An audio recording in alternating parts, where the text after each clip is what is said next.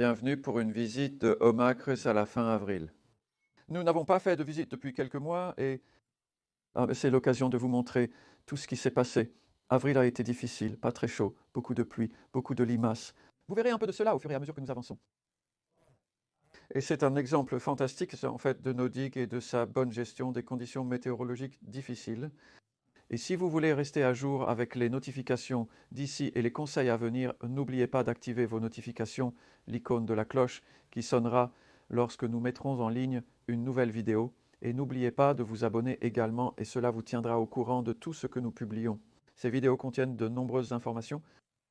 Commençons ici, nous avons en fait une comparaison de creuser ou ne pas creuser où deux lits ont la même quantité de compost. Et la seule différence, c'est que celui-ci, je le creuse une fois par an, et celui-ci, je ne le touche pas du tout.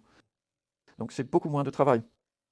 Là, pour 2 heures de travail en moins en décembre, vous pouvez déjà voir que l'abondance est beaucoup plus grande comparée à ici, où nous avons eu des problèmes de limaces qui ont été beaucoup plus prononcés sur le lit creusé, sur le sol qui a été perturbé. Eh bien, cela encourage certainement les limaces, d'une certaine manière, peut-être en endommageant les prédateurs comme les carabes qui mangent encore les œufs de limaces. J'ai mis un piège à limaces, ce que je ne fais pas d'habitude. Ces lettres ont été replantées environ 3 fois, mais certaines continuent de disparaître. Alors qu'ici, ce n'est pas comme s'il y avait quelque chose qui n'allait pas avec le jardin ou quoi que ce soit, c'est juste le foutu creusement, parce que là, vous pouvez voir que les laitues ont l'air bien et j'ai dû en remplacer seulement 2 sur le bord. Nous avons aussi eu du gel, ce qui est assez typique pour cette saison. Ces pommes de terre sont précoces, mais c'est ce que vous pouvez voir là. Les dégâts sur ces feuilles, parce qu'elles touchent la polaire, ces lits ont été recouverts de polaire et ils vont rester couverts parce que je veux surtout éviter le vent froid. C'est comme hier, la température maximale était de 948 Fahrenheit. Aujourd'hui, il pourrait faire 13 degrés Celsius, 55 Fahrenheit. Bref, les températures estivales ne sont pas encore au rendez-vous. C'est à peine plus que ce qu'il faisait durant les nuits d'hiver, donc assez froid, presque gelé. Donc, ce que nous avons, c'est de la lumière. Et c'est pourquoi les couvertures sont si utiles pour transformer la lumière supplémentaire qui n'est pas utilisée parce qu'il fait trop froid, pour la transformer en chaleur. Et puis la serpe, comme ici, je peux sentir la température dès que j'entre. En fait, nous sommes actuellement à 22 degrés ici, comparé à 10 degrés à l'extérieur, même sans beaucoup de soleil. D'où cette propagation actuelle. Vous pouvez voir par exemple des tomates. Nous en avons d'ailleurs déjà planté quelques-unes. Je ne le fais normalement pas aussitôt car c'est un peu risqué. Notre dernière date de gel ici est à la mi-mai. C'est donc dans 3 semaines, aujourd'hui étant le 22 avril. Et les salades ont fini un peu tôt en fait. Alors je me suis dit, allons-y. Nous avons étalé le compost, la dose annuelle que nous mettons sous couverture. Nous le mettons au printemps. Nous avons plus de temps qu'en octobre. Les 2 moments de changement de culture. Nous sommes passés de la salade d'hiver aux tomates d'été et à tous les autres produits estivaux. En octobre, nous enlevons tout au fur et à mesure et plantons les salades d'hiver. Le compost est déposé ce printemps autour de 4 cm. C'est mon lit de culture chaud et c'est en train de se refroidir un peu maintenant. Il faut mettre un peu de fumier de cheval frais dessus, sans excès. Attention aux vapeurs qui s'en dégagent lors de l'application. Et je pense que ça ira maintenant parce que je ne vais pas en mettre beaucoup. L'excès de soleil peut brûler les feuilles. Malgré cela, ces plants de melon ont l'air en pleine santé. Il a environ 1 mois maintenant, comparé aux concombres, qui sont juste 8 jours depuis qu'ils ont été semés. Le melon a débuté de la même façon que les concombres dans les plateaux de module 400 que j'ai conçus. Je démarre presque toutes mes graines là-bas. Et ensuite, vous pouvez simplement faire sortir la petite cellule, la racine avec toutes les racines. Et je fais juste un trou dans un pot de 7 cm comme ça. Cela s'appelle le rempotage. Parfois, cela dépend de la préparation du sol pour les recevoir, mais nous pourrions les remettre. Donc certaines tomates que nous avons déjà mises dans un pot légèrement plus grand, cela s'appelle un œuf cent. Je pense que c'est un pot de 9 cm. Et donc nous avons toute une gamme de propagation en cours, y compris ici. Il y a le premier enfant. Je ne sème pas l'enfant trop tôt. Donc cela a été semé juste avant la mi-avril. Si vous le semez plus tôt que cela, il y a un risque de monter en graines. Et c'est semé en multi. Et ça devrait être prêt à sortir dans environ 3 semaines, je pense. Donc c'est en cours la propagation. Faites vérifier-le. mon calendrier et le calendrier de couture pour les dates, parce que nous sommes à moins de la moitié de la saison de couture. Il y a tellement plus et une grande charge de couture de succession au début de l'été. Pour quand toutes les plantations que vous allez voir dans cette vidéo à peu près, elles finissent toutes à un moment donné en été. Que nous avons mis une vidéo, deux vidéos il y a environ 2 semaines sur la succession. Jetez un coup d'œil à ça.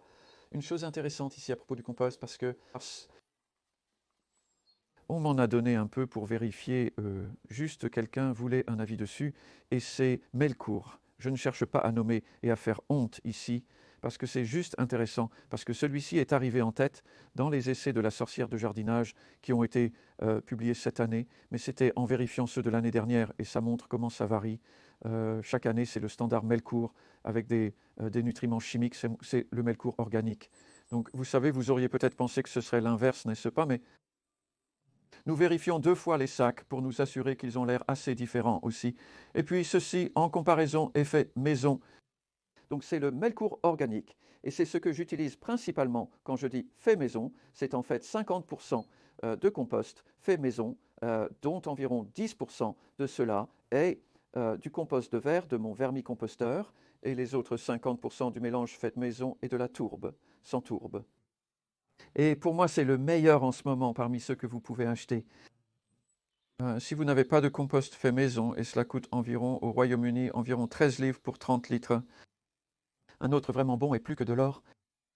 Le reste, il y en a de bons, mais c'est plus une question de chance. On ne peut jamais être certain de ce qui va arriver. Cela peut être tellement frustrant parce que vous savez, toute cette belle propagation, si vous faites tout cela avec un mauvais compost, vous n'obtenez tout simplement pas un bon résultat, et c'est une telle perte de graines et de temps et de tout. Donc,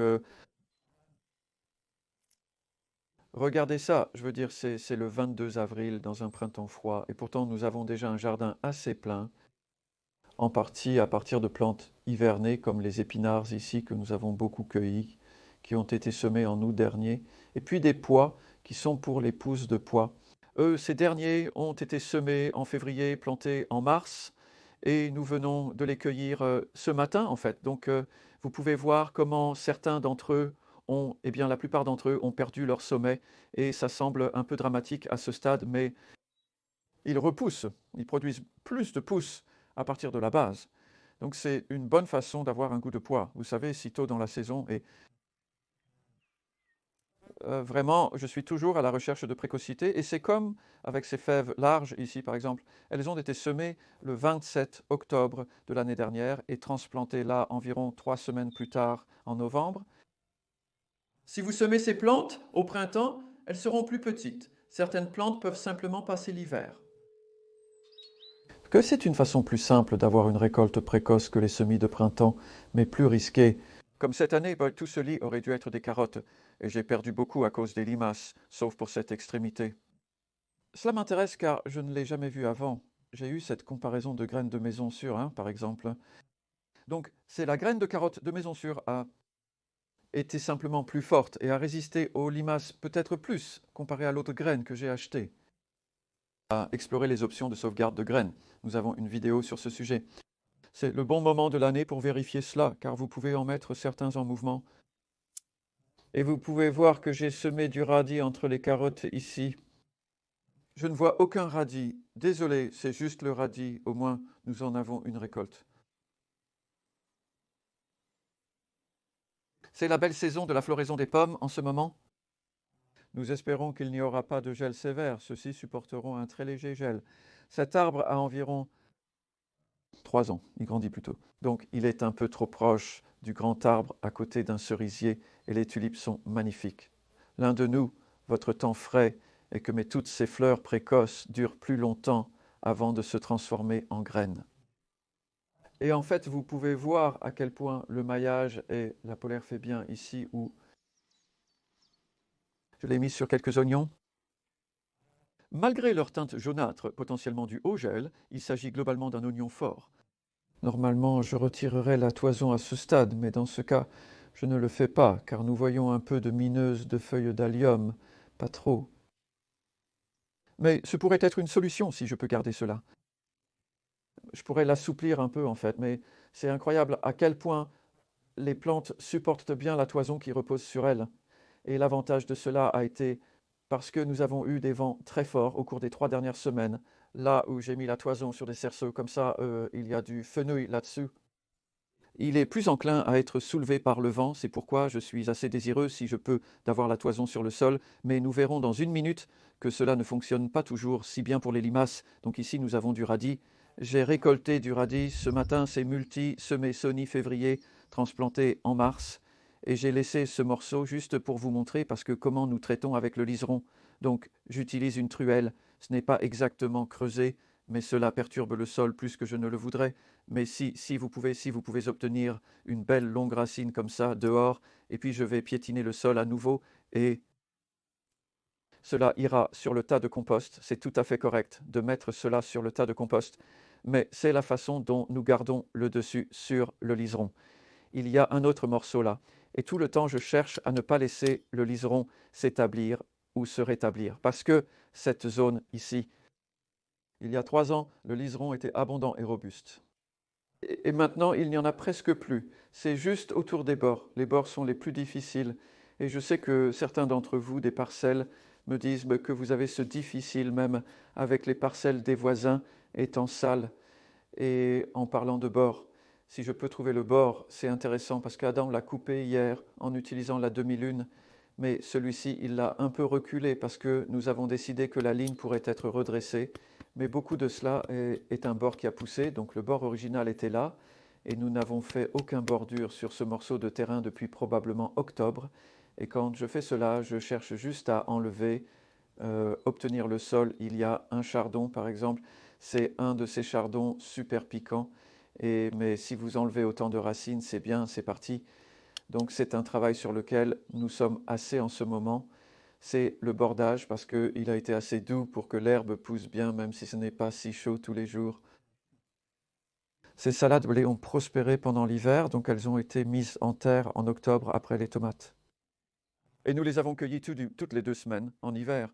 Et maintenant, chaque semaine, elles vont être cueillies à nouveau dans quelques jours. Cette laitue là-haut, dans un rouge canola brillant, qui continue à produire jusqu'en juin si vous n'avez pas besoin de l'espace.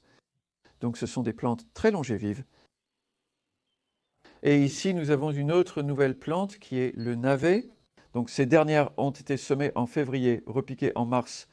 J'ai déjà récolté 2 récoltes importantes de 4 kg de navets ici, grâce à la toison par-dessus qui les a aidés à produire. Et ils sont magnifiquement doux. Tokyo Cross, vous pouvez voir qu'ils ont déjà multisemé. J'en ai eu quelques-uns de ce groupe. Vous continuez simplement à revenir pour prendre le plus gros. Ils ont une saveur incroyable et à cette époque de l'année, c'est si précieux parce que nous n'avons pas beaucoup de légumes frais en ce moment et je cueillais certains pour le pub ce matin, une assez grosse commande, le radis et le navet. Trouvais pas mal de limaces en chemin, mais pas trop de dégâts de limaces. Donc vous savez, dans l'ensemble, je sais que je parle beaucoup de limaces, mais je ne veux pas en faire une obsession. Je vous assure que ce n'est pas comme si nous étions envahis par elles, mais c'est quelque chose dont je suis toujours très conscient parce que potentiellement cela peut être sérieux. Et cette asperge, il y a une différence très intéressante ici entre les couronnes plantées en tant que couronnes il y a 3 ans et certaines graines que j'ai semées ça il y a quelques années. Cela devrait être l'inverse. Je l'aurais pensé. Mais cette graine, Ariane, est une variété très vigoureuse, et à partir de la graine, elle a fait cela. Je ne le cueille pas, et c'est pourquoi je l'ai laissé grandir. Je lui donnerai encore 1 an pour s'établir, et nous commencerons à cueillir tout ce lit l'année prochaine. Pour la culture à partir de graines, nous cueillerons au 3e printemps. Ils sont là depuis quelque temps, mais pas très longtemps. Donc le brocoli à jette pourpre, semé au solstice de l'année dernière, transplanté en juillet après les betteraves, donc 2e plantation. Et ensuite, nous mettons le compost. Donc avec la méthode sans bêchage, il s'agit simplement de déterminer quand vous pouvez mettre le compost sur le sol 1 fois par an. Et cela s'est passé en novembre parce que nous sommes toujours en train de défeuiller en enlevant les feuilles inférieures et cela vous permet d'insérer le compost. En somme, après la récolte du brocoli, le sol sera prêt pour la prochaine culture.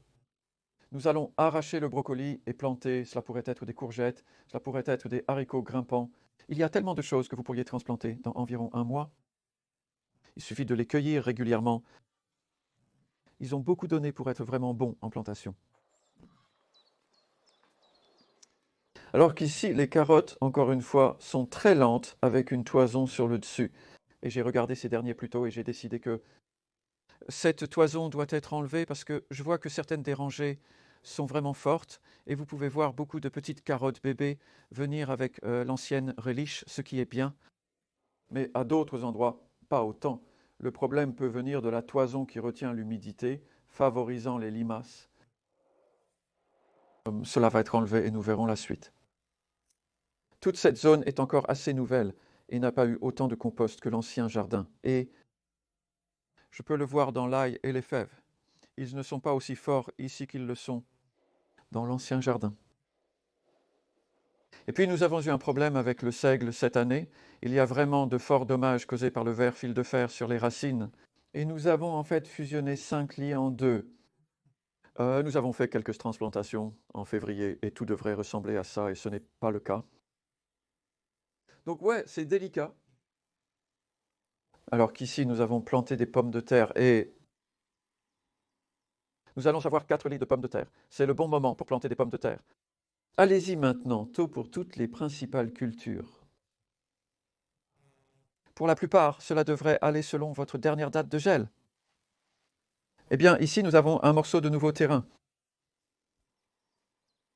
Donc, il y a juste 2 mois, c'était comme le pâturage que vous voyez au-delà. Nous cultivons environ 1 million de pissenlits par mètre carré ici. Je comprends que vous voulez que je laisse les pissenlits, mais croyez-moi, il y en a vraiment beaucoup. Et nous prenons un peu de terrain en utilisant le polyéthylène pour priver toutes ces plantes existantes de lumière. Cela inclut les pissenlits et les boutons d'or, dont beaucoup de rampants ici. C'est l'effet. Alors, on constate que c'est le manque de lumière. Et progressivement, le pissenlit, l'énergie dans sa racine. On peut voir pas mal de limaces ici, jusqu'à épuisement. Ce que je n'ai pas trouvé être trop problématique. Le plastique noir peut contenir, donc je peux en voir pas mal là. Ouais.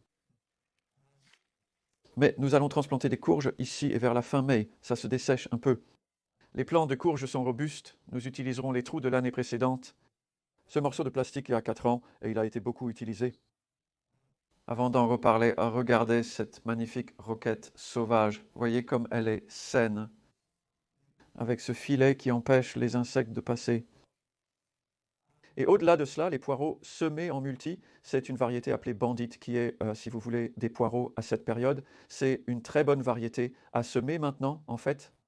Jusqu'à fin avril, c'est le moment idéal pour semer les poireaux, même les variétés tardives. Oui, et ici, c'est là où nous avions du plastique noir sur le sol pendant les mois d'hiver. Donc, de novembre à février, le plastique ne servait à rien. Alors, nous l'avons juste mis ici. Et si nous n'avions pas fait cela, ce morceau de terrain ressemblerait à là-bas, où vous voyez toutes ces boutonnières et herbes et orties et tout. Et ce n'est certainement pas du sol propre maintenant, mais c'est bien. Ce qu'il a fait, c'est qu'il a enlevé la plupart de la vigueur des boutonnières. La plupart de ce qui pousse là-bas sont des fleurs sauvages pérennes. J'en ai aussi semé d'autres. Et il y a quelques pommiers que Adam a greffés le printemps dernier. Et il les a simplement plantés là-bas. On verra. J'espère juste que les cerfs ne viendront pas. On devra peut-être mettre un garde-cerf. Ce bassin devient vraiment une joie. L'ancien est maintenant officiellement une caractéristique humide et sèche, et il est en fait assez sec en ce moment. Malgré la pluie récente, il draine très rapidement. Alors qu'ici, avec le revêtement, l'eau reste, et nous avons vu pas mal de tritons. Et Adam l'a souligné ce matin, il excelle dans ce domaine. Vous voyez, il y a cette chose verte sur le mur du liner, c'est une larve de libellule. Et il dit que c'est au stade de la lymphe. Elle pourrait rapidement se transformer en libellule.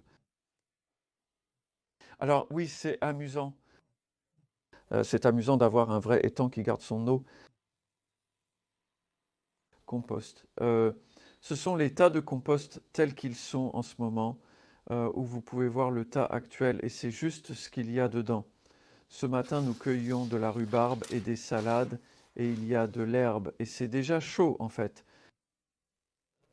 C'est simplement parce que j'ai assez de choses, cela pour continuer à les mettre assez rapidement. Ça ne prend que 3 semaines pour obtenir autant. Normalement, on remplit un de ces tas en 2 mois environ. Et puis, à l'autre bout des 3 se trouve le tas fini qui est maintenant en train de mûrir et attend d'être transformé en baie centrale. Donc, la baie du milieu a déjà du compost transformé en elle. C'était il y a 3 semaines et ce compost a environ 6 mois. Et regardez comme il est déjà beau. Je suis très content de ce que je vois là. Et aussi comme il est sec. Vous savez, je suis assez surpris de cela en fait compte tenu de la pluie que nous avons eue. Mais vous savez, nous l'avons mis dedans. Cela signifie que le contenu a été très humide lorsqu'il est entré. Mais vous pouvez voir les vers commencer à entrer là maintenant. Maintenant qu'il a refroidi, c'est juste légèrement chaud, mais nous gardons la tôle ondulée dessus une fois que les tas sont terminés et je viens de l'enlever pour vous montrer dans la vidéo. Donc il y a un couvercle sur le compost fini là, ou presque fini, et le mûrissement là, mais nous n'avons pas de couverture sur le tas actuel, cela prendrait trop de temps pour continuer à l'enlever. Donc cela continue juste à être rempli comme ça. Et puis, juste pour finir, j'aimerais simplement que vous voyiez, vous savez, cette beauté. Panorama de beaux lits et cultures, pas loin de cueillir beaucoup d'entre eux. Toujours avec les couvertures dessus. Ces couvertures resteront encore 2 semaines, jusqu'à ce qu'il fasse un peu plus chaud, espérons-le. Oh, je les enlèverai probablement à ce moment-là, car elles arrivent à garder un peu de pluie à l'extérieur sur des arceaux. C'est une vieille polaire. Vous pouvez le voir par les trous dedans, peut-être 3 ans. Je suis très satisfait, malgré quelques lacunes à ce stade. J'ai de la polaire que je suis en train de tester, fabriquée à partir de matière végétale, et ça va être intéressant. Je suis presque sûr que ça va être une bonne chose. Vous pouvez consulter le site web des Crocus. Je suis simplement en partenariat avec eux, et il y a une liste de produits recommandés sur leur site web qui comprend de la polaire et du maillage fabriqué à partir de matière végétale. Ouais, regardez, ce sont de bons produits. On a d'ailleurs choisi un lit similaire ce matin. Lorsque ces laitues grandissent un peu, nous les récoltons et elles continuent à produire pendant une longue période. J'espère que la visite d'avril vous a plu. Nous prévoyons probablement d'en refaire une dans environ 6 semaines. Nous avons aussi les prévisions d'emploi que nous publions maintenant portent sur le mois prochain et les suivantes seront pour mai. Mais ça va bientôt être mai, alors je vous y verrai.